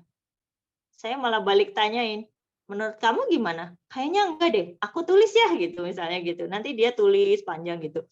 Terus, "Kupu-kupu itu matanya di mana ya?" "Oh, aku tahu matanya itu yang ada 2 yang begini ya," gitu. Padahal itu kan antennya ya. "Menurut kamu gimana?" "Iya itu matanya." Padahal itu salah, tapi saya diem aja udah. Saya diem aja sampai dia menemukan semua teori menurut dia gitu ya. "Oke nggak apa-apa, kamu tulis aja yang kamu tahu," gitu ya. "Yang kamu lihat di kupu-kupu itu seperti apa, kamu tulis aja semuanya," gitu kan. Nah, nanti, kita cari tahu bersama apakah, yang apa namanya, yang tadi disebutin sama kamu itu benar apa enggak gitu kan. Terus, "Oke, ayo," gitu kan. Terus setelah dia selesai gitu, pas begitu mencari, "Oh, ternyata matanya bukan di situ, Mah. Aku salah dong. Yaudah aku mau ganti," gitu kan. Ada anak yang dengan senang hati seperti itu. Tapi di sisi lain ada anak yang kalau sudah begitu nih, aku males ah, aku kayaknya salah semua, mending tadi langsung lihat aja. Jadi kan aku nggak perlu nebak-nebak." Ada yang begitu. Jadi kita lihat dulu ya anaknya itu seperti apa. Nah, kalau yang antusias belajarnya tadi sudah kelihatan, dia dengan senang hati malah apa namanya mengulang lagi pelajaran yang apa namanya yang tadi berdasarkan yang dia pelajari dengan yang dia lihat di buku misalnya kok ada yang beda, dia dengan senang hati menuliskannya lagi, maka anak-anak yang seperti ini ya terus kembangkan lagi ininya, ketika kita berdiskusi ya seperti itu tadi, "Menurut kamu gimana?" Karena dia dengan senang hati gitu, mau untuk, melakukan itu. Tapi bagi anak yang justru males, nah itu berarti, apa namanya, dia senangnya bagaimana nih ketika berdiskusi supaya nggak mendem tadi yang seperti yang Mama Ziran bilang, supaya nggak mendem, dia gimana ya gitu. Kita orang tuanya lah yang paling tahu. Misalnya lagi berdiskusi seperti itu, terus kayaknya nih anak nih kalau misalnya saya jawab, "Menurut kamu gimana?" Terus, "Ah udah ah males," gitu. Ah berarti saya nggak ngomong begitu ke anak yang itu. Jadi saya ngomongnya, ya udah langsung kita yuk cari aja yuk di buku yuk, langsung cari di buku langsung atau di YouTube atau di mana langsung pada saat itu juga. Nah mungkin si Zeron nanti lama-kelamaan mamanya ini akan tahu si Zeron itu tipe yang seperti apa gitu, apakah tipe yang dia dengan senang hati nanti mau mencari sendirian atau tipe yang kalau begitu justru nanti jadi nggak berkembang gitu kan. Nah nanti kalau misalnya begitu berarti apa namanya, ya udah langsung cari tahu bersama gitu. Saat itu juga tidak sampai menunda-nunda gitu dan memang Ya, dia ini tidak mau energinya harus menunda-nunda. besar nih ibunya. Bener, Mbak. Emang dia nggak mau Energinya harus menunda-nunda besar, anaknya. jadi harus selalu siap sedia. Ayo kita cari lagi, ayo kita cari lagi. Sama kalau misalkan pernah saya coba tanya, "Menurut Abang gimana?" Orang Abang nanya, tanya balik. Begitu dijudesin ibunya. Ah, ya udah oke gitu ya. Gitu. Oke, makasih jawabannya, Mbak. Iya, sama-sama. Mudah-mudahan nanti bisa mencari lagi ya, mencari sendiri lagi. Dan Bagaimana sebenarnya tipenya si Zeron. meninggalkan rasa penasaran itu bagus loh. Jadi Iya, kita Oh ya. tidak perlu menyelesaikan semuanya gitu. Karena kan sekarang udah masuknya di era education apa nih? 4.0 apa ya? 4.0 apa 5.0 nih sekarang. Kalau pendekatannya 4.0 itu kan kalau istilahnya Pak Dodi sama Bu Septi namanya hetagogi ya. Hetagogi itu jadi I don't know, you know better, let us discuss gitu. Jadi aku tidak selalu tahu segalanya dan boleh jadi kamu tahu itu, ayo kita diskusi gitu. Jadi bukan lagi yang you don't know, I know gitu. I will teach you. Jadi nggak begitu lagi sekarang. Jadi bukan oh kamu nggak tahu apa-apa, aku nih yang tahu apa-apa. Jadi aku yang ngajarin kamu. Tapi sekarang di era 4.0 itu anak bisa jadi dia sebenarnya ngetes emaknya doang. Bisa jadi gitu. Karena dia udah searching duluan kah gitu. Dia udah lihat gitu. Nah, yang dibutuhkan sebenarnya kalau di sini kan ada namanya contextual learning ya. Contextual learning itu jadi kita mempelajari sesuatu berdasarkan konteksnya dan anak bisa melihat tadi ya sudah konkret gitu ya. Nah, dia perlu eksperientalnya, dia perlu pengalamannya. Jadi ketika iya nggak sih kayak gitu, berarti kita ajak ke misalnya dia emang cangkok bisa numbuh ya. Berarti kita harus pembuktian. Dia butuhnya pembuktian. Dia bukan membutuhkan teorinya begini-begini. Penjelasan ya. Dia butuhnya pembuktian. Ya berarti ajak aja ke tukang tanaman. Benar-benar. Tukang tanaman kan di situ kan ada bagaimana ketika dia sudah ini berapa lama di cangkoknya, terus habis itu dia ditanamnya gitu. Bisa tumbuh. Nah, nanti dia tahu oh ini tanaman yang hasil cangkokan. Ternyata dia akan berbuah sekian bulan misalnya seperti itu. Jadi bisa jadi ideate ya Mbak ya. Lewat jadi proses ideate-nya yang nanti harus rancang kegiatannya itu mengunjungi tukang tanaman gitu ya Mbak ya. Bagus banget ini idenya Mbak Ika. Ada banyak pertanyaan. Nah, kalau di Charlotte Manson itu kan ada journaling ya, journaling ya. Iya itu. Itu yang lagi saya pelajari juga nih Mbak Ika. Saya sudah lagi mulai untuk anak yang ketiga ini kan memang dia suka nulis, suka journaling gitu ya, karena udah mungkin dari awal itu sudah HS gitu. Kalau kakak-kakaknya yang dua ini kan pernah merasakan sekolah formal ya, untuk kakaknya SD-nya itu memang formal, anak yang kedua itu merasakan formal di TK dan SD kelas 1 ya, meskipun masih kelas 1 gitu. Tapi untuk anak yang ketiga ini benar-benar dia nggak pernah merasakan sekolah formal, jadi memang sudah mungkin dan suka juga menjurnal. Jadi untuk journaling ini dia suka. Untuk yang journaling ini memang kita sebagai orang tua nggak boleh banyak interupsi sebenarnya. Biarkan anak itu dia dia menemukan apa yang yang ada di alam gitu, ada yang di alam dia temukan, kemudian dia cari sendiri, kemudian dia tulis sendiri, observasi sendiri seperti itu. Kalau yang dari Mbak Ika sendiri sama juga ya seperti itu ya. Natural journaling saya baru bentuknya gambar.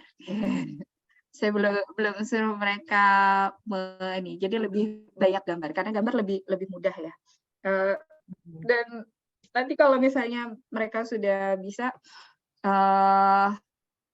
itu paling mudah untuk mereka menemukan sesuatu dan kita menjurnal bareng mereka. Jadi benar, harus. Kita kasih hari ini kita mau mengamati pohon kelapa misalnya gitu kan. Jadi kemarin tuh saya kenalkan mulai dari jurnalnya ya, bikin pohonnya, terus kita cari kelapa, kita olah kelapa itu bisa jadi apa gitu kan, terus kita ambil daunnya, ini contoh daunnya, jadi betul-betul konkret yang memang ada, mereka sentuh, mereka lihat, panca inderanya berproses gitu.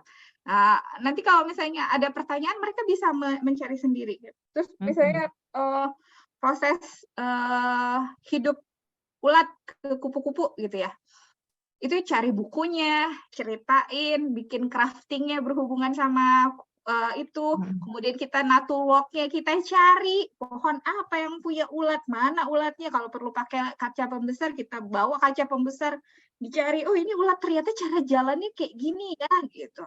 Kalau saya malah memelihara ulatnya Mbak. Iya, itu jadi lebih enak memang pembelajarannya langsung mereka yang menemukan, Langsung. mengobservasi, menemukan sendiri. Ini ada pertanyaan banyak nih, mau yang raise hand dulu apa yang ada di chat nih? Mungkin kalau yang Nature Journal bisa tuh melihat di Mbak Ika, IG-nya Mbak Ika atau IG-nya saya juga ada highlight khusus Nature Journal itu ada. Ada Saya nggak pernah di post. Oh, kalau di saya ada Nature Diary juga ada. Jadi anak-anak menuliskan apa yang dia temukan gitu. Baik, Mbak Ika mau yang mana dulu ini? Saya malah nggak bisa buka chatnya ini sebentar. Oh, Bisa nggak ya udah Mbak Tika dulu, saya baca chatnya. Mbak Tika boleh iya. mau raise hand, mau bicara dulu? Iya Mbak. Ini sebetulnya jadi banyak banget yang mau ditanyain. Waduh, Tapi nanya semua ini sharing session jadi nanya. ya enggak, ini sih awalnya maksudnya yang 7 tahun ini kan pas banget anakku perempuan gitu ya. Dia tuh memang alhamdulillahnya udah kelihatan bakatnya tuh udah menonjol banget gitu Mbak. Tapi memang benar kata Mbak Ika bilang jangan mempersempit gitu ya. Tetap maksudnya kadang kita orang tua tuh kesenangan duluan, udah kepedean duluan gitu ya. Anakku suka ngegambar, wah berarti dia akan menjadi pelukis. Wah, udah investasi jor-joran di depan gitu ya. Padahal kan namanya anak-anak anak-anak ya bisa berubah-berubah ya, masih tahap pencarian. Akhirnya memang aku nggak meminimalisir fasilitas banget sih. Maksudnya sebisa mungkin yang nggak berbayar gitu ya. Tapi memang kelihatannya aku juga mengamati gitu ya, ketertarikan dia sama gambar tuh kok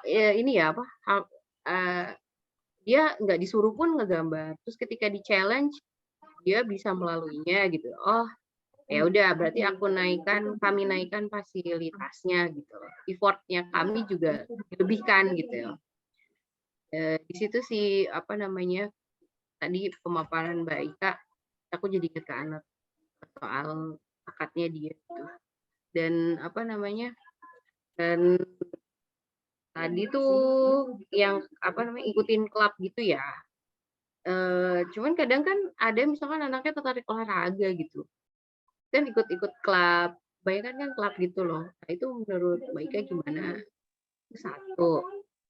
Terus yang kedua, sampai jam berapa ya ini? Tuh kan bener ini sudah mau setengah 10 ya. Iya. Udah gitu. Terus ini nih aku mau nanya yang adabnya tadi, sorry kalau nggak ngeh, kan ada top itu, yang P terakhir itu apa ya gitu. Tadi aku nggak kelewat nyimak apa gimana. Yang P-nya apa? Terus yang tadi O-nya itu kan utamakan ilmu yang sifatnya fardu ain. Terus pilih ilmu fardu kifayah yang diminati. Itu boleh dijelaskan lebih lanjut lagi ya? Kayaknya itu dulu deh, takutnya nanti kita sampai besok. Iya, baik. Ibu Tika, Ya. silahkan Mbak Ika. Makasih. Dijawab. Iya, jadi kalau misalnya anak seneng gambar, secara fitrah memang suka mencoret-coret itu memang fitrahnya anak. Memang kemampuan itu terinstal ya, kemampuan itu. Karena dibanding anak membaca, otak kita itu memang menggambar, yang ada itu programnya program menggambar gitu. Jadi membaca itu pun dia programnya menangkap gambar sebenarnya. Terus kalau misalnya mau memasukkan anak ke dalam les gambar seperti itu saya pernah dengar dari teman ya, harus dilihat juga ini lesnya seperti apa. Kenapa? Karena anak-anak itu yang kita harapkan kan creative imagination ya. Jadi dia bisa berpikir kreatif. Kenapa? Karena ada beberapa les gambar itu yang dia harus ngikutin pakem gurunya. Jadi akhirnya anak nggak punya stylenya dia sendiri. Justru stylenya dia mati karena dia dilatih harus ngikutin apa yang diminta oleh gurunya. Gitu. Jadi itu yang harus diperhatikan kalau misalnya mau masukkan anak ke klub. Kan memang kalau kita dalam adab ilmu kan ya, salah satunya adalah mencari guru yang tepat, itu salah satu dari adab ilmu. Terus kalau klub olahraga, boleh klub olahraga, kembali lagi yang dilihat, yang dilakukan di klub itu apa? Apakah kalau di usia ini kan sebenarnya dia sport for playing ya, jadi olahraga untuk bermain aja, untuk kesenangan aja. Dan dia tidak belajar teknik, jadi belum belajar teknik. Jadi hanya yang penting dia senang aja, bergerak fisiknya, kemudian dia merasa senang. Dan itu kalau saya pernah baca tulisannya Ustadz Hari, di sekolah bola yang dibina sama klub FIFA, itu baru mulai belajar teknik itu memang di usia 10. Gitu. Di usia 10 baru diajarkan teknik-teknik. Jadi di usia sebelum itu ya mereka nendang suka-sukanya aja nendang gitu. Jadi lebih ke fun-nya, sport sebagai kesenangan, sebagai permainan itu sih. Karena saya punya pengalaman, anak saya tuh suka banget bola. Begitu masuk klub, dia belajar teknik, dia mandek. Enggak, aku mah nggak mau yang kayak gini loh. Maunya main-main aja gitu. Tendang-tendang aja, pokoknya gol. Padahal udah keluar duit gitu ya. Iya, gitu.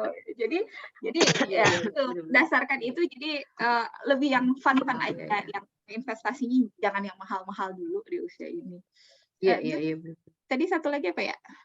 Yang top itu Mbak. Oh, top. P-nya apa ya? P-nya kan yang pilih ilmu fardu kifayah itu. yang diminati, itu P ya. Itu kirain termasuk poin 2. Nah, itu O-nya apa? utamakan ilmu fardu ain. Tuh. Pilih ilmu kifayah itu gimana ya maksudnya? Fardu kifayah yang diminati. Boleh kasih contoh gitu? Jadi misalnya ya kayak seperti ini, misalnya anak suka tadi suka olahraga gitu, itu kan fardu kifayah ya. Jadi kalau misalnya dia minatnya ke olahraga, boleh pilih aja gitu olahraganya yang mana, yang sesuai dengan minat dia. Misalnya anak juga suka sains itu kan fardu kifayah juga. Ya, boleh dia dipilih untuk termasuk menggambar juga ya. Gitu. Iya. Itu kan ilmu-ilmu fardu kifayah kan, yang nggak wajib kita tahu sampai dalam. Tapi kalau kita anak punya minat, nah itu nggak apa-apa, diterusin dia sampai jadi ahlinya gitu. Tapi itu bertahap prosesnya, kita akan melihat nanti. Karena kan fitrah bakat ini kan golden age-nya justru 15 ya. 15 tahun baru dia kelihatan ajeknya di mana gitu. Jadi di sini tuh baru tadi 3B aja. Banyak ragam aktivitas di banyak tempat bersama banyak orang, udah itu aja. Keluar masuk nggak apa-apa, kalau uangnya banyak mah nggak apa-apa. Aku mau masuk klub karate, ya saya nggak apa-apa kalau uangnya banyak, mah masukin aja. Setahu bulan latihan, nggak mau, nggak suka, ganti ya ganti. Oke. Nah, sedikit sharing juga nih untuk yang tadi suka menggambar itu kan sama ya kayak anak saya yang pertama ini kan dari awal memang sudah konsisten suka gambar gitu ya. Tapi ternyata menggambarnya itu juga ada jenisnya loh, banyak menggambar yang apa gitu dan jenisnya yang bagaimana gitu kan, ada menggambar yang melukis, yang memakai cat air, ada juga yang digital, ada yang dia menggambarnya itu sebagai apa ya namanya dia pengetahuan apa yang dia dapat terus langsung dilukiskan, digambarkan gitu. Jadi gambarnya yang nggak begitu nggak bagus amat gitu. Kayak anak saya memang suka menggambar gitu, tapi pokoknya setiap hari itu menghabiskan berpuluh-puluh kertas bisa loh. Setiap apa yang dia temukan gitu dia gambar gitu. Tapi gambarnya boros banget ya, Mbak. Iya, boros banget. Sama di Memang sini juga. kertas itu boros banget. Tapi gambarnya ya begitu-begitu aja gitu. Ternyata gambar juga gambar yang apa itu juga kita perlu banyak aktivitas tadi ya.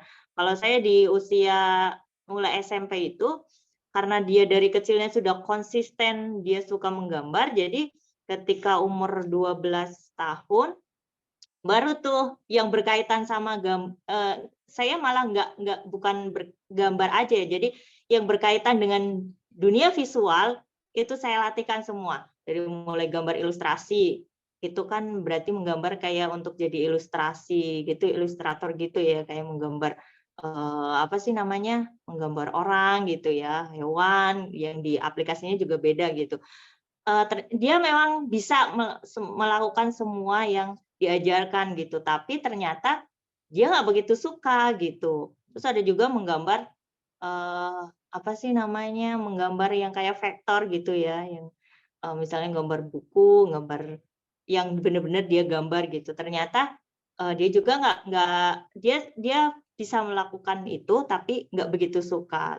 Waktu fotografi dia suka, tapi karena kendala kamera jadi masih fotografi yang HP ya.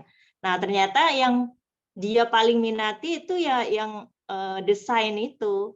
Jadi yang Corel Draw, Photoshop, Adobe Illustrator itu yang di PC ya. Jadi yang kayak Medibank, Ibispen itu kan sudah dicobain semua ya, Pixel Lab, semua aplikasi tentang visual dia sudah coba. Semua aplikasi tentang fotografi dia sudah coba. Nah, ternyata gabungan antara fotografi, ilustrasi, dan menggambar itu semuanya masuk ke desain gitu. Jadilah dia menyukai desain itu gitu. Tapi waktu itu juga dia masih ikut kegiatan menulis gitu. Jadi memang menggambar juga menggambarnya yang seperti apa juga kita perlu tahu gitu. Ternyata dia sukanya ini. Jadi benar harus banyak aktivitas, tapi aktivitas yang dia suka tadi tipenya yang mana nih? Kalau visual berarti kita latihkan banyak ragam aktivitas yang berkaitan dengan visual tadi gitu.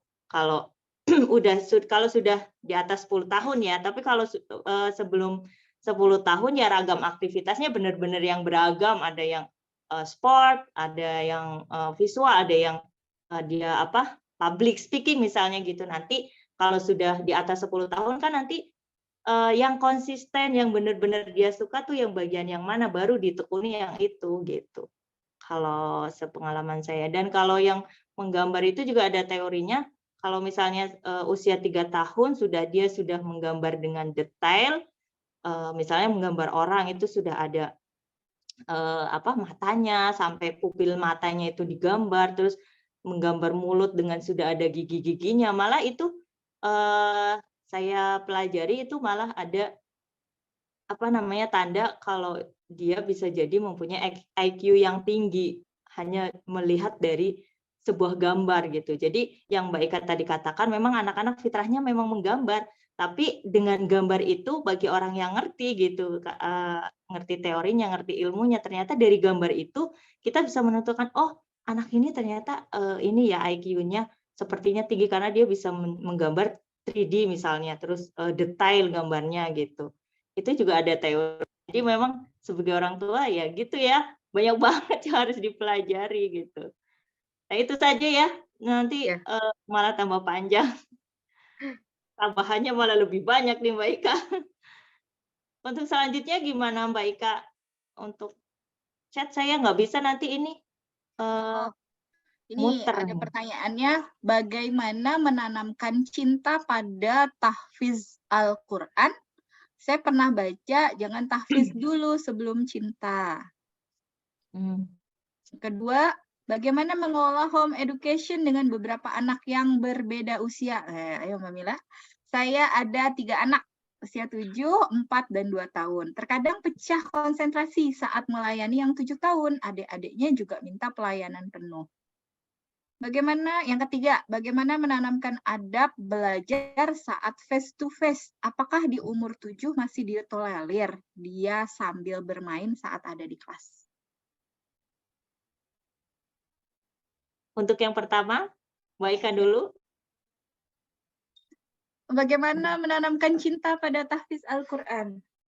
Kalau menanamkan cinta pada Al-Quran, saya bisa jawab. Tapi kalau menanamkan cinta pada tahfiz Al-Quran, saya tidak paham apa yang dimaksud. Jadi kalau cinta pada Al-Quran, itu memang bagian dari fardu ain kita ya. Jadi kita memang sebagai seorang Muslim, kita wajib cinta pada Al-Quran. Sedangkan menghafal Al-Quran, itu kan sifatnya fardu kifayah. Fardu kifayah artinya tadi kalau fardu kifayah, pilih fardu kifayah yang sesuai dengan minat anak. Jadi kalau menurut saya seperti itu sih tentang Al-Quran. Saya punya anak satu laki-laki dan dia dari keluar SD, keluar sekolah formal gitu ya. Jadi dia naik kelas 3, dia keluar dari sekolah formal. Aktivitas akademik dia tidak terlalu suka, dia sukanya ngaji. Jadi aktivitas terbanyak dia ngaji. Tapi terus dia ikut ngaji di beberapa tempat. Saya pertemukan dia dengan berbagai macam guru. Kemudian ketika dia lulus SD, dia minta pesantren. Saya belum kasih dulu, 1 tahun saya coba persiapkan. Di tahun kedua ketika usianya 13 tahun, saya masukkan dia pesantren. Tapi saya tidak pilih pesantren tahfiz. Walaupun saya sudah lihat dia sangat suka dengan mengaji. Gitu. Kenapa? Karena saya melihat dia punya potensi lebih dari itu. Kalau dia sudah cinta dengan Al-Quran, dia butuh ilmu yang menguatkan akidah dia, menguatkan pola pikir dia, menguatkan keimanan dia tentang Islam. Jadi saya pilih ke pesantren yang kekuatannya ada di adab, ada di ilmu. Itu. Jadi saya kuatkan di situ. Dan ternyata dia di situ tidak ada target untuk menghafal Al-Quran, tapi dia tetap menghafal dengan kesadaran diri sendiri. Gitu. Jadi harapan saya sih, ketika anak memang sudah cinta dengan Al-Quran, disuruh atau tidak disuruh, dia akan dengan sendirinya dia akan memilih gitu untuk tetap berinteraksi. Dibanding kita memaksakan dari awal tanpa dimasukkan dulu ya, kenapa Al-Quran itu apa, kenapa kita harus membacanya. Jadi yang fardu ainnya langsung ke fardu kifayah gitu. Khawatir anak justru malah hafalannya banyak, tapi tidak akidahnya nggak kuat gitu. Dia mudah sekali terpengaruh. Nah itu khawatirnya ke sana aja. Kalau home education dengan banyak anak, ya itu seninya. Saya punya 5 orang anak, 5-5-nya usianya berbeda. Nah, sama dengan Mbak Mila juga. Ya seninya di situ. Dan jangan dipikir home education itu adalah memindahkan pelajaran di sekolah ke rumah. Nggak sanggup emak jadi guru kayak sekolah ya.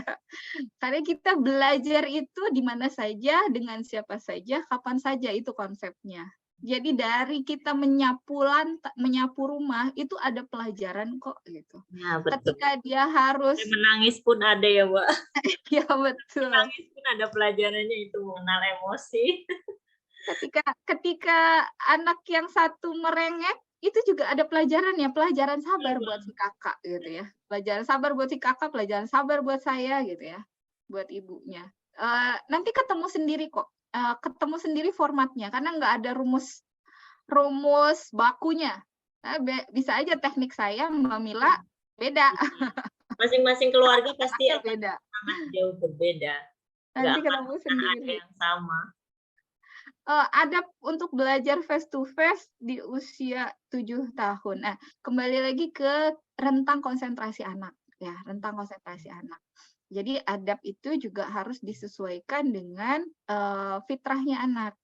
Usia 7 tahun berapa sih rentang konsentrasinya? Maksimal 2 kali usianya, berarti 14 menit ya. Jadi kalau 14 menit dia bisa duduk anteng, fokus, itu udah keren. Nah, dia habis itu butuh break. Dia butuh break dulu. Kita ya harus paham, kalau misalnya full day school usia 7 tahun, anak dituntut duduk diam anteng dengerin, ya itu nggak sesuai sama fitrah. Jadi pembelajarannya juga harus divariasikan.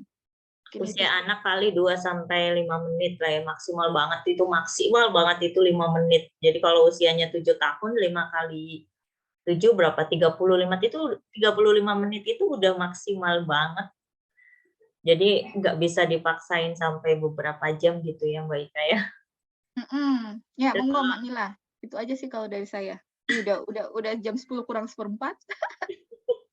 Ya Allah, nggak kerasa ya. Heeh. Ini saya ganti pakai PC, tapi ini kameranya nggak kelihatan ya. Oh ya. Kalau di saya itu burem ini. Iya, burem. HP-nya tadi barusan mati. Ah. Padahal tadi udah perasaan penuh gitu ya, apa saking lamanya ya ini. Kalau tadi tambahan saja sedikit untuk yang berbeda usia. Kalau yang sudah besar ya, kalau yang SMP itu benar-benar dia sudah mandiri belajar. Jadi saya nggak perlu, kamu harus belajar ini, terus diajarin yang begini-begini. Kalau saya enggak. Dari dia mulai SMP kelas 7 itu sudah benar-benar mandiri. Enggak saya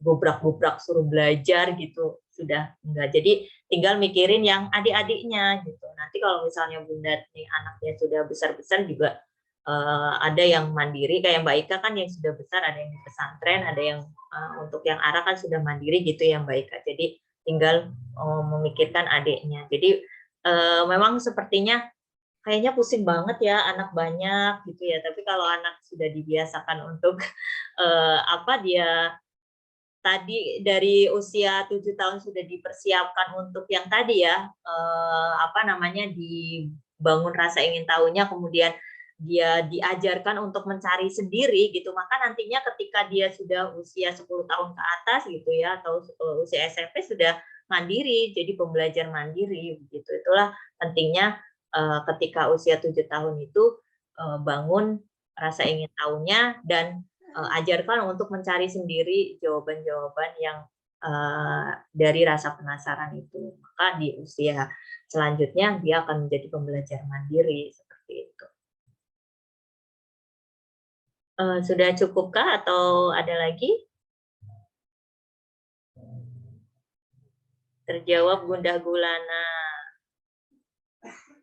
Alhamdulillah kalau sudah terjawab. Tapi sebenarnya harapannya belum terjawab supaya nanti cari sendiri ya Mbak Ika ya. Karena tidak ada rumus baku ya. Betul. Parenting itu seni. Boleh jadi apa yang berhasil di saya belum tentu berhasil di teman-teman ya. Betul. Karena masing-masing keluarga itu pasti kan berbeda karena berbeda juga tantangannya ya. Apalagi kalau di saya kan laki-laki semua, mungkin di teman-teman ada yang perempuannya mungkin kan sangat berbeda ya dengan saya yang laki-laki seperti itu. Tapi insya Allah harapannya sih mudah-mudahan bisa dipraktekkan di rumah dengan baik ya. Mbak Mila boleh nanya satu lagi nggak? Keingetan. Nggak, tadi yang proses spiral pengamatannya di awal itu bisa jadi kekurangannya tuh fase estetik ya. Kok estetik sih? Yang Melingkar mekar. Iya, yang melingkar mekar di fase empathize itu. Itu bisa jadi maksudnya hasil pengamatan itu faktornya dari orang tua nggak sih? Kayak misalnya aku jadi keingetan contoh, anakku tuh agak lambat dalam matematika. Terus setelah diamati, kayaknya kebanyakan faktornya dari aku deh, karena aku kalau nerangin tuh kayaknya galak, karena aku sendiri masih horor sama matematika gitu. Nah, gitu. Kalau di empathize sendiri kan memang observasinya apa yang kurang di anak, atau bisa jadi apa yang dibutuhkan anak gitu ya, terus apa yang perlu ditumbuhkan misalnya seperti kalau untuk alasannya memang tidak difokuskan ke situ, jadi kita fokusnya ke solusi nih, bukan ke masalahnya gitu. Mungkin kalau bisa jadi seperti itu ya, bisa jadi karena kan yang tahu orang tuanya gitu kan. Waktu saya juga ketika anak nggak mau belajar salah satu mata pelajaran, ternyata kemarin mama marah-marah sih misalnya begitu, ada juga begitu, tapi kita cukup tahu terus astagfirullah, untuk kedepannya kita jangan ulangi lagi dan fokus pada solusinya gitu. Kita tidak fokus meratapi ya Allah gara-gara saya terus mikirin terus akhirnya nggak ada solusi gitu kan. Jadi kita fokus ke solusinya, untuk define-nya apa, idea-nya apa, prototype-nya apa gitu. Jadi jangan mundur ke belakang, ini karena saya nih begini gitu misalnya begitu. Kalau sudah memang sudah tahu oh itu mungkin dikarenakan karena saya terlalu terlalu keras mungkin, atau terlalu tidak mempercayai dia gitu, misalnya seperti itu, ya cukup kita tahu. Dan selanjutnya bagaimana mencari solusinya agar tidak seperti itu lagi dengan memperbaiki kesalahan kita, misalnya dengan kita tidak mengulanginya lagi, seperti itu. Itu sih, Ibu. Ini yang di kolom chat sudah habis, Mbak Ika? Sudah ya, alhamdulillah. Udah habis. Oh, ini saya baru bisa membaca setelah divisi ini. Yang terkadang pecah konsentrasi saat melayani yang 7 tahun, adik-adiknya juga minta pelayanan penuh. Nah, ini sama juga, saya juga seperti itu. Untuk solusinya mungkin bisa dibagi jamnya ya. Kalau saya untuk jam memang ganti-ganti ya, kadang jam segini belajar, jam segini sudah diatur, tapi di kemudian hari setelah konsisten gitu, di kemudian hari ada kebutuhan lain yang memang tidak memungkinkan di jam itu, ya kita rubah gitu. Nah, kalau saya solusinya untuk yang anak banyak begini, dikasih waktu misalnya jam 7 sampai jam 9 misalnya, dengan anak yang usia 7 tahun misalnya gitu ya. Ini 7 tahun dengan yang berapa ya? Kalau saya kan tadi 5 tahun dan 7 tahun. Nah, untuk yang jam 9 sampai 11 misalnya saya dengan yang usia 10 tahun begitu. Kalau saya dibagi jamnya, dan harus konsisten seperti itu sehingga anak itu tahu bahwa ini tuh jam belajar saya. Jadi pada saat adiknya belajar, dia tidak akan minta dilayani dan lain sebagainya, karena dia sudah tahu bahwa akan ada jam khusus buat dia gitu. Kalau ini anaknya masih kecil sih, Mbak, adiknya baru 4 sama 2 tahun, 4 sampai sama 2 tahun kan masih. Berarti itu kayak saya waktu 2 tahun sebelumnya seperti itu. Jadi saya perlu ada support sistemnya, pengalaman saya. Jadi ketika saya lagi sama yang besar, yang kecil saya titipkan ke papanya. Kalau misalnya bunda suaminya tidak bisa, mungkin bisa tantenya kerja sama dengan yang lain. Lah ya gitu. Atau bisa juga satu aktivitas, bisa aja aktivitasnya barengan melibatkan semua, hanya tingkat kesulitannya yang beda, output-nya yang akan beda. Tapi aktivitasnya bisa sama, sama-sama. Ada saatnya aktivitas yang sama gitu, tapi ada saatnya kalau misalnya lagi yang pelajaran. Kalau 7 kan akademiknya belum banyak sesi akademiknya. 7 iya belum. benar, kalau 7 malah belum ya. Saya ingat anak saya yang kelas 45 ini. Iya. 7 kan belum, jadi masih bisa beraktivitas bareng. Malah adik-adiknya lebih enak ya. Kalau Bunda lihat di Instagram saya tuh sering ada 3 malah 10, 7 sama 5 itu bareng semua. Misalnya kita nature walk gitu kan, outdoor gitu, itu bareng semua bertiga, tapi aktivitasnya tuh beda-beda. Yang satu dia ngerjain apa, yang satu ngerjain apa. Kadang meskipun di luar, tapi dia meskipun lagi di di taman misalnya gitu ya, yang anak yang 7 tahun dia lagi ngejurnal. Kalau yang 10 tahun dia ngejurnal tapi aku maunya begini aja, udah. Aku habis ini maunya belajarnya FPB-KPK. Ya udah, meskipun dia lagi di taman, dia belajarnya FPB-KPK. Tapi yang adik-adiknya tuh ngejurnal, dia ngeliat buku-buku, dia ngeliat kayak gitu sih. Jadi ini bebas aja gitu. Nggak ada. Oke, kayaknya kita perlu tutup, Mbak. Ya benar, ini sudah 21.54, Masya Allah. Terima kasih semuanya ya yang sudah hadir. Terima kasih juga semuanya, teman-teman. Mohon maaf ini harus mengakhiri karena waktu sudah sangat-sangat melebihi batas. Mohon maaf apabila ada kata-kata yang tidak berkenan. Mohon maaf. Seru Mbak, alhamdulillah. Nanti kita lanjut insya Allah di bulan depan dengan tema apa Mbak Ika? Usianya naik, Mbak. Oh iya, usianya naik 10 sampai 15 tahun. Kita sudah melewati semua ya Mbak, alhamdulillahnya ya. Jadi bisa sharing-sharing pengalaman di rumah gitu. Bisa lanjut diskusi di grup ya insya Allah ya. Mama Zeron biasanya kalau saya sama Mbak Ika kan kadang sibuk ya.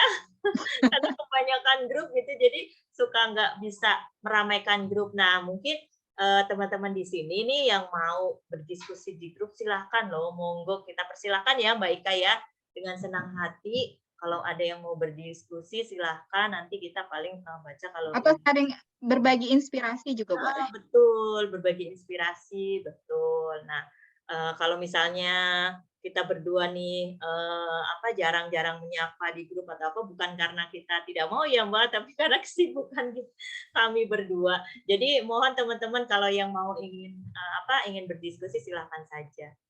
Itu saja ya, Masya Allah. Terima kasih semuanya. Alhamdulillah hari ini kita bisa melewati diskusi kita. Seru, rame. Mudah-mudahan teman-teman yang belum bisa hadir, next bisa hadir ya. Kita akhiri saja dengan membaca hamdalah. Alhamdulillah. Alhamdulillahirabbil alamin. 3 kali. Dan doa penutup majelis.